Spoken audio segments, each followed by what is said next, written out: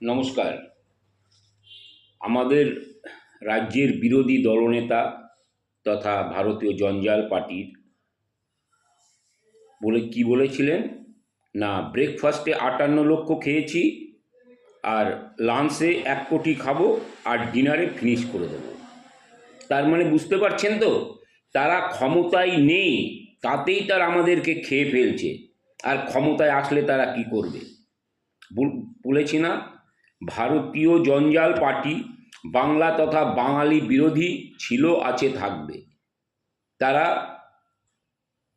ক্ষমতায় না থেকে এখন থেকে আমাদের ভোটাধিকার কেটে নিচ্ছে, নাগরিকত্ব কেটে নিচ্ছে। তার মানে তারা ক্ষমতায় আসলে আমাদেরকে বাঙালিদেরকে কি করবে একটিবার ভাবুন। তাই বলবো, সামনে ভোট আসছে, খুব সাবধান। ভারতীয় জঞ্জাল পার্টি কিন্তু এসে আপনাদের কাছে অনেক কিছু গ্যারান্টি দেবে, কিন্তু জানবেন গ্যারান্টি কার্ডটা কিন্তু তারা দেবে না।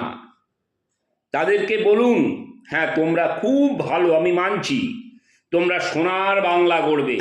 বাবা, একটিবার সোনার বিহার, সোনার ইউপি, সোনার দিল্লি, সোনার ত্রিপুরা তৈরি করে এসো, তারপরে এসো সোনার বাংলা করতে। এবারের মতো তোমাদেরকে টাটা, বাই বাই।